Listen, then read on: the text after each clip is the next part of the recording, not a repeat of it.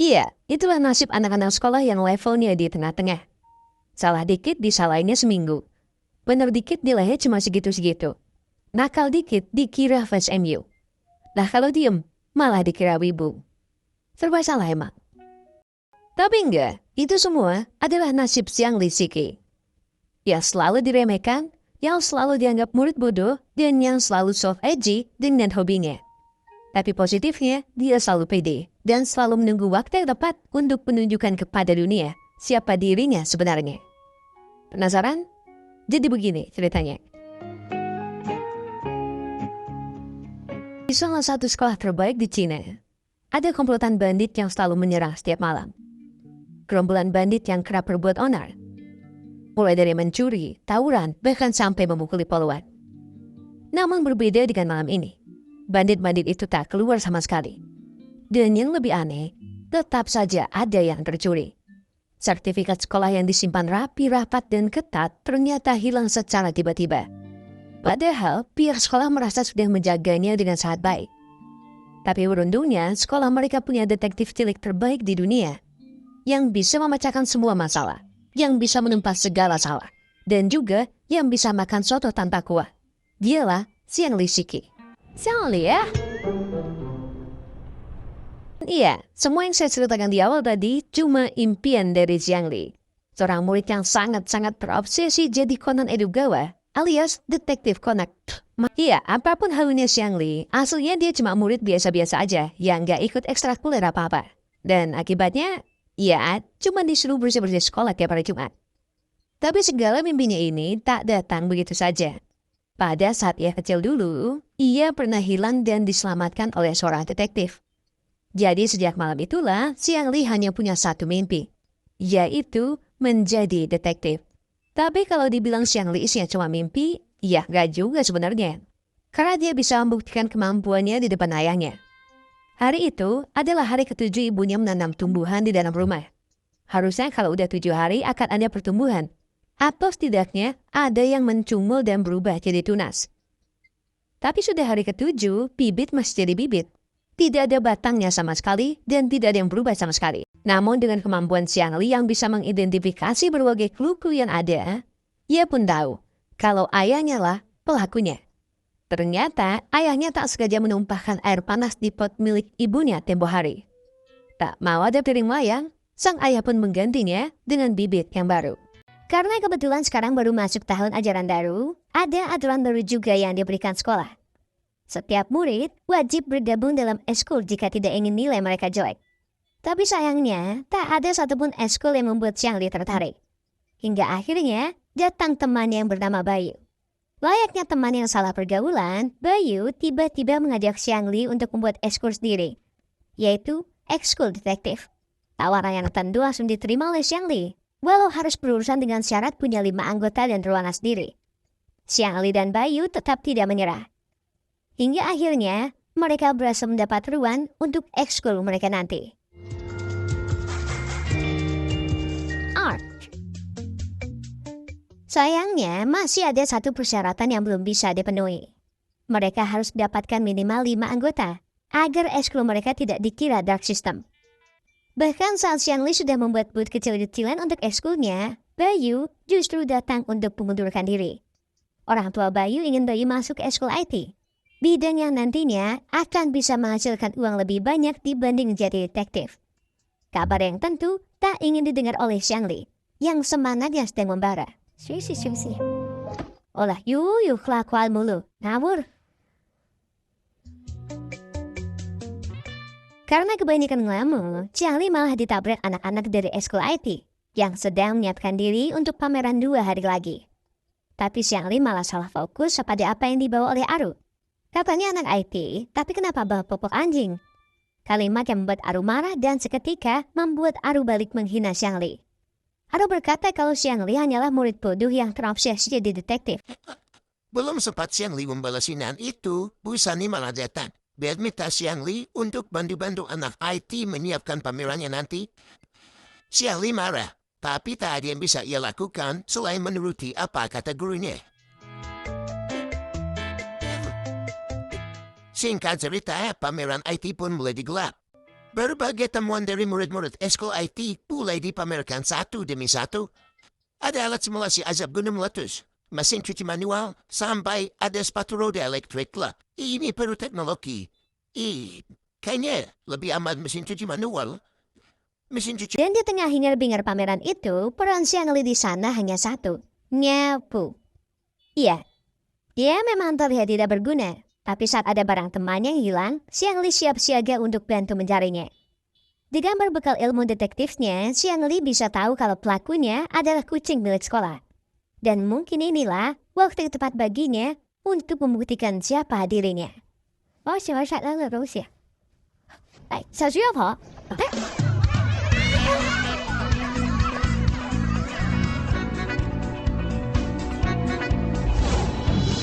Huasan Sidong. Xiang Li kueki orang gendal. Iya, kalau udah bodoh minimal gak usah ngerepotin. Begitulah kata Bu Sani dengan nada penuh emosi.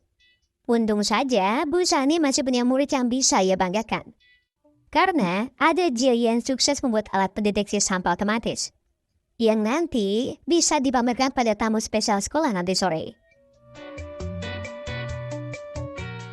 Bu Sani pun segera menyimpan alat buatan Jia tadi dalam rak. Dan segera bersiap-siap menyambut tamu spesial yang akan datang. Dan tamu spesial yang dimaksud adalah sang pemilik sekolah, Pak Liu. Pihak sekolah begitu antusias ingin memamerkan alat buatan Jiayi. Karena jika sampai alat temuan itu berhasil memukau Pak Liu, maka Bu Duna sebagai kepala sekolah akan membuat kelas baru yang berbasis teknologi di sekolah ini. Sekaligus mengirimkan temuan Jiayi pada kompetisi IT nasional. Kembali tuh emang.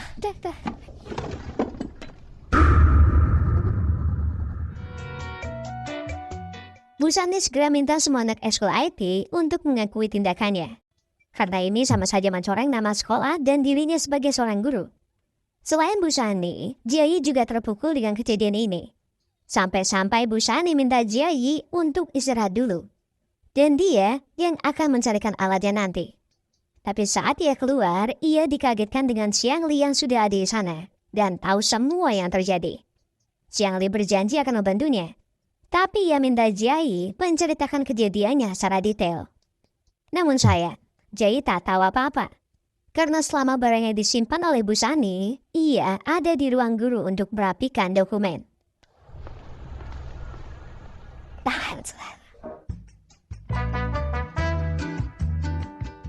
Sebelum memulai investigasi, Xiang Li menemui Bu Sani dulu. Ia menawarkan kemampuannya untuk menyelesaikan kasus ini. Tapi dengan satu syarat. Jika nanti alat bantuan Jiayi ketemu, maka Bu Sani harus meng-ACC eskulnya, walaupun hanya dia anggotanya. Tawaran yang mau tidak mau disetujui oleh Bu Sani dengan terpaksa. Tapi Bu Sani juga memberi syarat. Beliau minta agar Xiang Li ditemani oleh Aru dalam menyelesaikan kasus ini. Tadinya Aru sempat menolak, karena ia masih sibuk mengerjakan temuan jam dan senter. Xiang Li lalu mulai mencari-cari alasan. Jika sampai alatnya tak ketemu, maka seluruh anggota eskul IT di sekolah ini akan dijadikan ormas rendah. Dan cara itu ternyata berhasil membuat Aru setuju untuk ikut dalam investigasinya. Karena kejadian tadi, ruang eskul IT hanya boleh dimasuki oleh guru dan Xiang Li untuk keperluan investigasi. Di sana ia mencari segala tanda yang bisa ia gunakan untuk mencari clue. Di tengah itu, Aru lalu mengingat apa yang terjadi sebelum kejadian. Tadi, setelah Bu Sani menyimpan alat temuan Jiayi, semua murid bersih-bersih sisi ruangan. Tapi Aru juga tak melihat ada yang membuka rak tempat alat itu disimpan. Beberapa anggota eskul yang lain juga ada yang ke ruang olahraga untuk mengembalikan keperluan pameran. Selain itu, tak ada clue lagi yang bisa Aru berikan. Tapi Xiang Li ternyata sudah mendapatkan beberapa clue. Pertama ada benang baju yang tersangkut. Kedua ada bola. Ketiga ada bercak debu. Dan yang keempat, jejak kaki berlumpur. Xiang Li tak bisa mendapatkan rekaman CCTV karena baru saja rusak seminggu yang lalu. Dan Xiang Li yakin kalau orang yang mencurinya pasti membawa sebuah tas. Xiang Li juga baru ingat satu hal. Lukisan yang ada di depan ruang eskul IT baru saja selesai kemarin. Dan ia akan mencari informasi lebih lanjut dari orang yang menggambarnya. Dan orang itu adalah Luna, seorang anggota eskul seni yang akan diinterogasi oleh Xiangli. Luna dengan mantapnya langsung menyebut nama Nande. Dia kemarin terlihat membawa sebuah tas besar. Ia juga terlihat sangat marah sampai tak mau merespon Luna yang sedang memanggilnya. Setelah berhasil mengantongi satu nama, Xiangli segera menemui Nanda dan mengkonfirmasi apa yang dijawabkan Luna tadi benar atau tidak. Tapi cara itu malah membuat Luna benar-benar marah dan menendang Xiangli.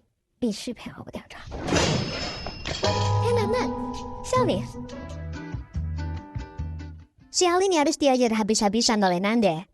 Tapi untungnya ada Aru yang menenangkannya dan minta Nanda lebih kooperatif.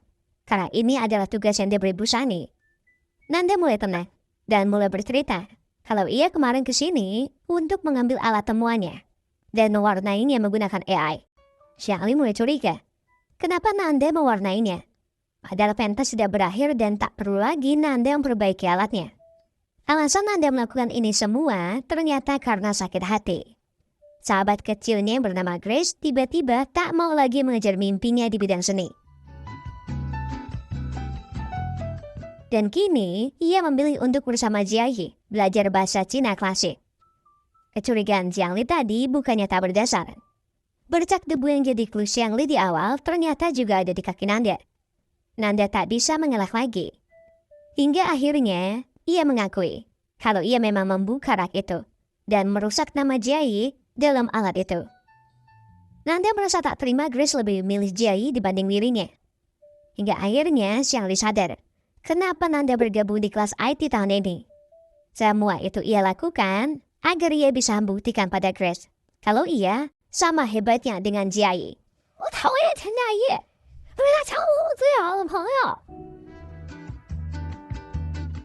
Nanda mengaku kalau ia memang tak suka Jiayi, tapi ia juga takkan setega itu untuk mencuri dan menyembunyikan alat temuannya.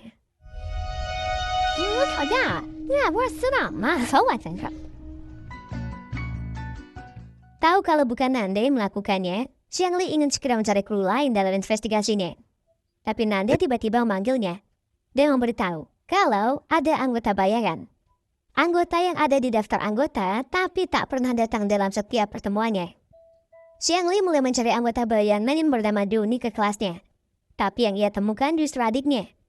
Adiknya bilang kalau kakaknya sekarang lebih memilih bermain sepak bola dibanding ikut pelajaran ataupun eskul.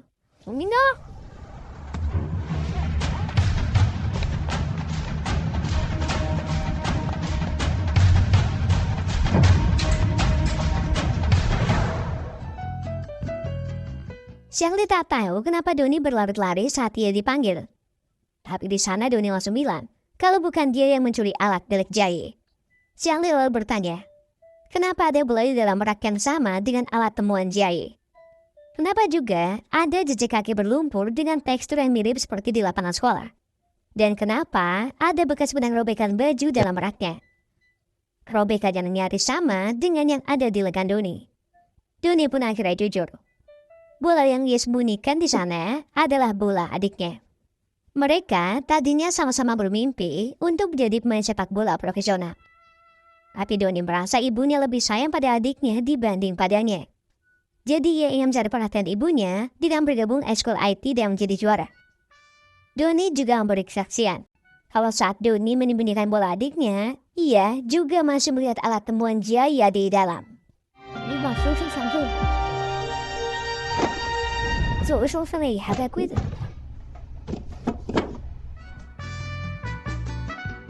Walau belum berhasil menemukan pelakunya, namun sekali setidaknya bisa memperbaiki hubungan antara Doni dengan adiknya. Tapi investigasi harus tetap berjalan. Dan Xiangli minta Aru untuk mengumpulkan semua anggota eskul IT untuk diinterogasi satu demi satu. Sudah nyaris 10 anak yang diinterogasi, tapi Xiangli tak kunjung mendapatkan clue yang jelas. Hingga akhirnya datanglah Zhou.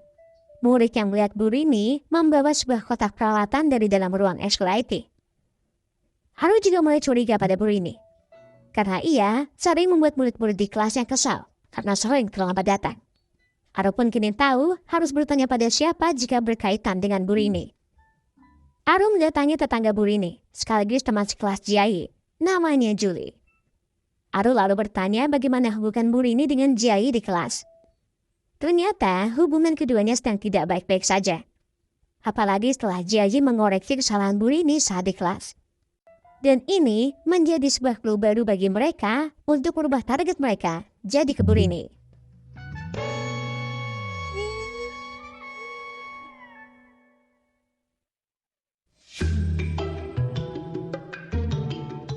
Tak hanya di jam sekolah saja, Aru dan Jiangli terus memburu Bu Rini sampai pulang sekolah. Apalagi kini barang bukti sudah ada di depan mata mereka. Tak ada alasan untuk mereka menunda mengejarnya.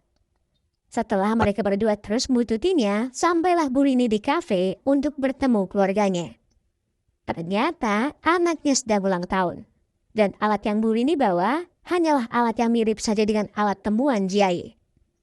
Dan ini membuat Aru dan Jiangli yakin kalau mereka lagi-lagi salah target.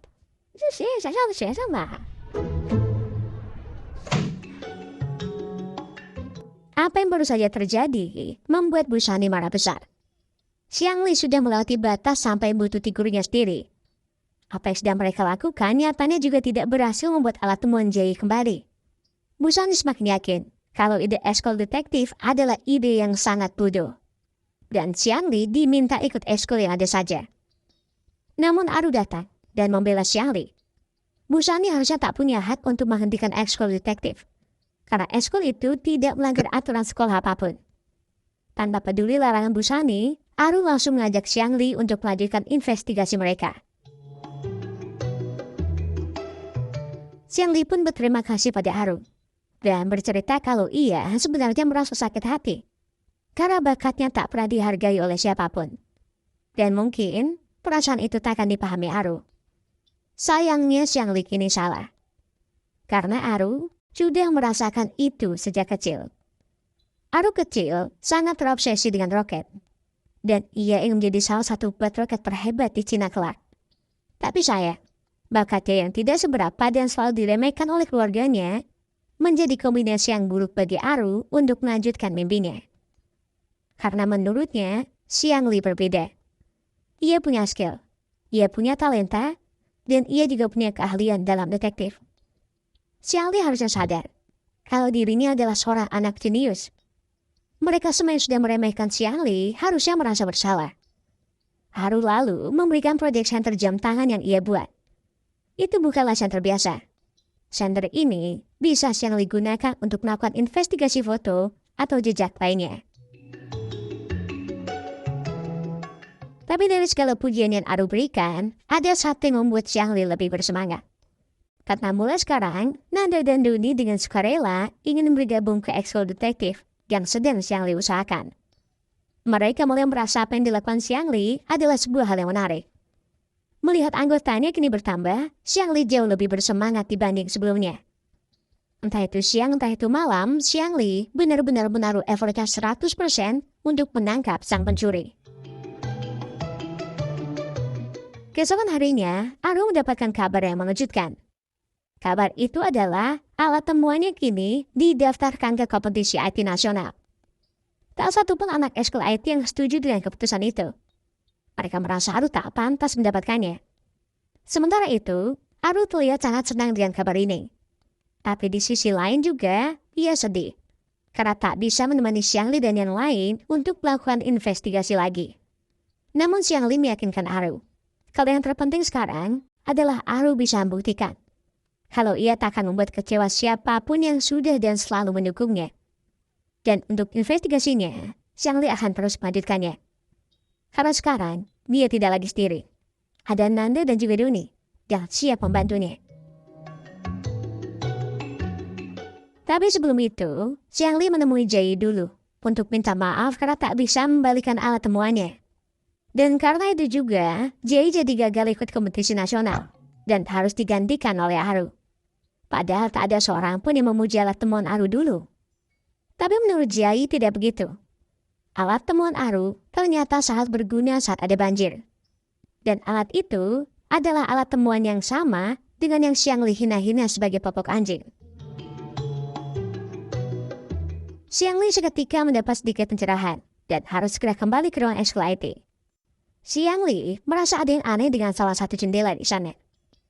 Berbekal sentra pemberian Aru, ia menemukan bahan yang sama dengan yang ada di dalam karung alat temuan Aru. Bahan yang Nanda percayai juga bisa digunakan untuk mengekali pintu atau jendela yang terkunci. Dan jendela tadi adalah jendela yang tepat mengarah ke ruang olahraga. Semua pertanda yang ada membuat Xiang Li teringat cerita Aru waktu itu, yang juga membalikan barang di ruang olahraga. Xiang Li kini punya firasat kalau semua ini memang ulah Aru. Aru yang selalu ingin dihargai dan Aru yang selalu ingin dilihat kemampuannya.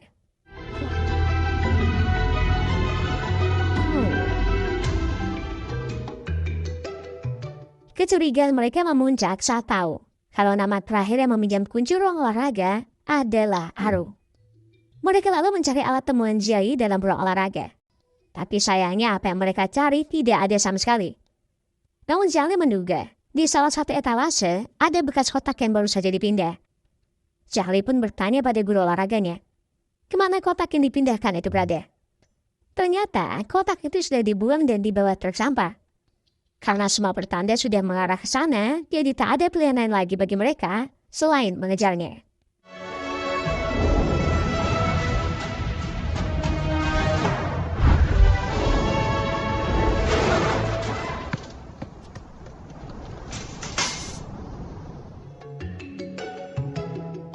Kecelakaan yang diderita tadi membuat Jiayi juga datang untuk menjenguknya. Namun karena di sana Xiang Li melihat peta kota mereka, ia lalu membuat perkiraan. Kira-kira di mana truk sampah tadi akan membuang sampahnya. Dari 3 tempat pembuangan sampah yang ada dan riset yang Doni miliki, Doni yakin kalau truk sampah tadi pasti ada di tempat pembuangan yang pertama. Dan pasti di sanalah alat temuan Jiayi berada.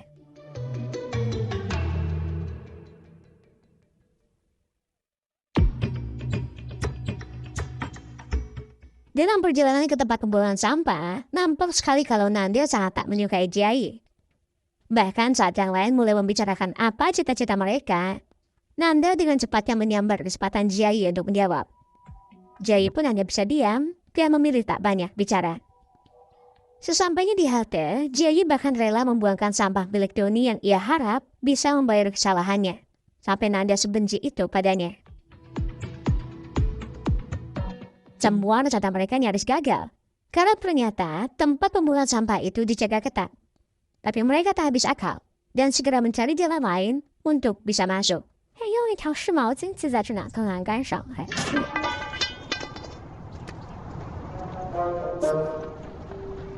这儿得有多少垃圾？真是回收材料。Tumpukan sampah ada di mana-mana, dan tak ada satupun yang tahu pasti di mana kotak alat temuan Jiayi berada. Mereka segera bagi tugas. Pokoknya setiap kotak yang ada logo sekolah mereka harus mengambilnya.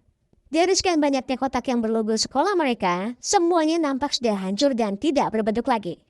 Kecuali satu ini. Tengok! Yang ini wajah,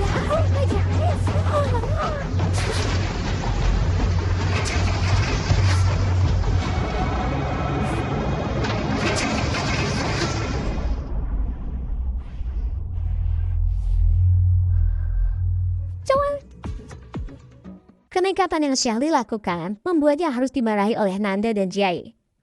Mereka merasa kalau Xiang Li terlalu berlebihan jika harus mengorbankan nyawanya untuk melakukan ini semua. Tapi karena kejadian ini juga, Nanda berterima kasih pada Jiayi. Karena Jiayi lah yang tadi masih sempat mematikan mesin, yang nyaris membuat Xiang Li menjadi isian Dinzum. Tak lama setelah itu, Doni membawa kotak yang tadi Xiang Li ambil. Dan ternyata isinya...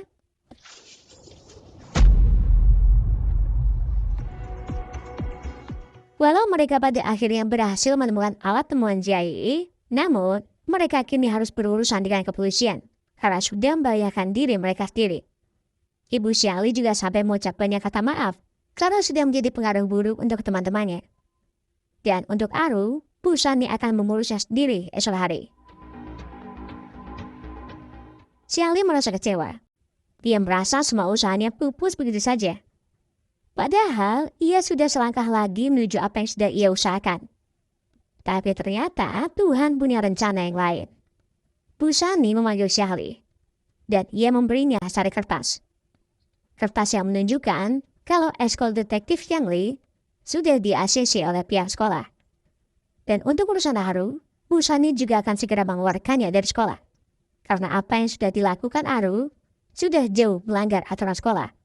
Dan sudah selayaknya ia mendapatkan konsekuensi seberat ini.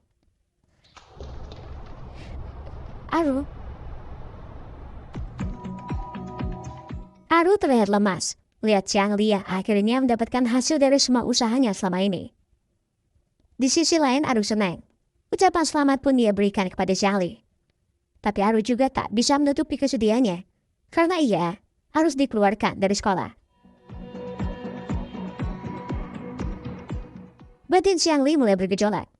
Dia merasa kalau Aru seharusnya tak pantas diperlakukan seperti ini. Dia tahu kalau Aru salah. Tapi tak seharusnya ia perlu dikeluarkan dalam waktu dekat. Xiangli teringat kembali apa yang Aru katakan tadi siang. Ia bangga dan senang melihat Xiangli berhasil. Tapi rasa yang tak enak saja kalau orang yang selalu bantumu pada akhirnya justru yang terlihat salah. Xiangli mulai menyesal. Dan pikirannya kini berubah. Karena sekarang ia yakin kalau pelakunya bukanlah Aru. Keesokan paginya, pihak sekolah mengumpulkan semua murid dan guru tanpa terkecuali. Bu Shani ternyata berdua mempermalukan Aru di depan murid dan guru yang ada di sekolah atas apa yang ia perbuat. Tapi Xiangli punya rencana lain. Ia minta pada Doni dan Nanda untuk membantunya buktikan kalau Aru bukanlah pelakunya.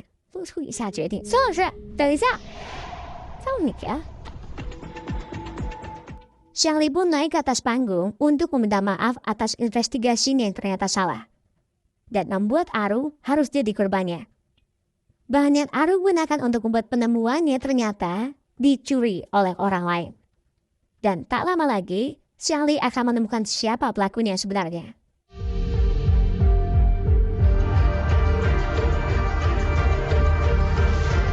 Hei, coba. Bayi segera dibawa naik ke panggung dan mengakui kelakuannya. Ia memang mencuri bahan milik Aru. Tapi tujuannya di sana hanya untuk bisa menyelinap masuk ke dalam ruang ekskul IT yang selalu terkunci. Bayu masuk karena ingin merawat burung kesakitan yang ia temukan di jalan. Karena di rumahnya tidak boleh merawat binatang, apalagi burung. Karena kata ibunya, Bayu sudah punya burung. Jadi satu-satunya tempat yang aman baginya adalah ruang ekskul IT. Tidak sampai situ. Bayi juga minta maaf pada Aru. Karena ulahnya, Aru harus jadi korban salah target dari investigasi Xiangli. Dan dari soal penjelasan ini, semua orang mulai bertanya-tanya. Jika Bayi tidak mencurinya, lalu siapa pelaku sebenarnya? 这一切都是我做的，对不起。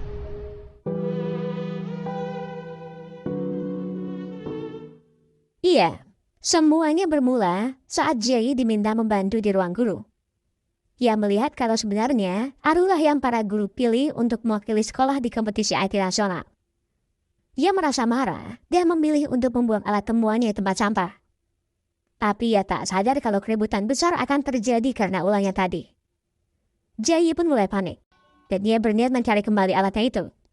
Tapi ternyata pihak sekolah sudah membuangnya. Dan bahkan nyaris menjadikan nyawa Xiangli sebagai korbannya.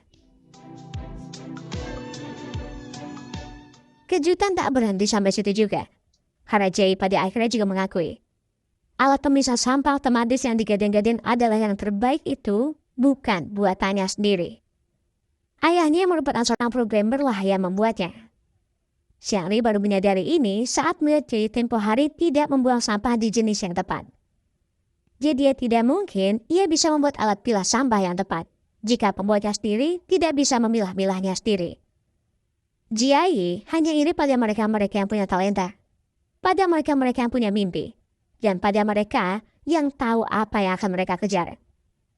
Sementara dia, apa-apa masih ayahnya, apa-apa masih bantuan dari ibunya. Dan setelah semua pengakuan itu, permintaan maaf paling tulus Jay ucapkan pada Aru, Xiangli, Bu Shani, dan juga semua orang yang ada di sekolah. Dan Jerry juga siap menerima apapun konsekuensi yang ada.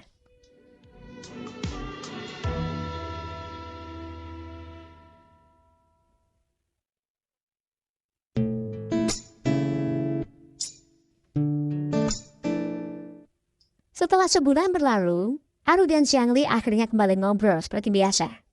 Dan ada satu yang Aru selalu ingin tanyakan sejak kejadian hari itu. Kenapa hanya dalam waktu semalam, kau terus mencari cara untuk membantah hasil investigasimu sendiri? Padahal kau sudah dapat apa yang kau inginkan. Keinginanmu untuk membuat eskul detektif juga sudah disetujui kan? Xiangli pun bilang, kalau ini adalah bentuk dari passionnya yang selalu ingin ia kejar. Tak ada alasan lain yang lebih dari sekedar passion. Xiangli sedang memperhatikan gerak-gerik Aru sejak pertama kali ikut investigasi. Dan rasanya Aru takkan mau merusak alat temuannya sendiri hanya untuk bisa masuk dalam jendela. Dan berhubung semua masalah yang ada kini sudah hilang sepenuhnya, maka harapan Xiangli pada Aru hanya satu. Tunjukkan kalau dirimu memang pantas dihargai. Dan bakatmu di bidang IT layak diganjar sebuah medali.快点儿，要走了。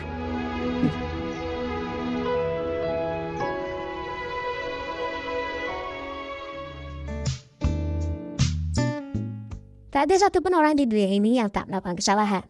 Tapi yang terpenting, akuilah kesalahan itu. Minta maaf dan tebus kesalahan yang sudah dibuat. Dan untuk hari ini, kata-katanya libur dulu, karena saya mau kasih pantun aja. Bunga layu kena air kencing, Bayu memang sorry, maaf saya emosi sama Pak Yuyu, teke, gue gitu Yuyu, ya kalau kalian punya teman kayak gini, ya di circle kalian, ajar nih semangat, tiba-tiba dia pergi.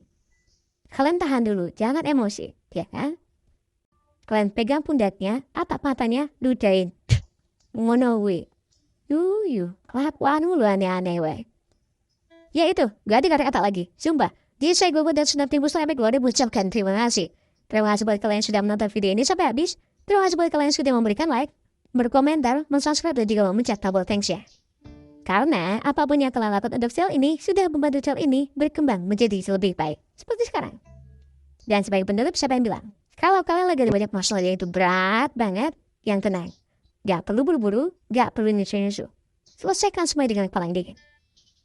Ya sekalian pada napas, buang. Tinggal kopinya ambil koreknya dan see you and goodbye.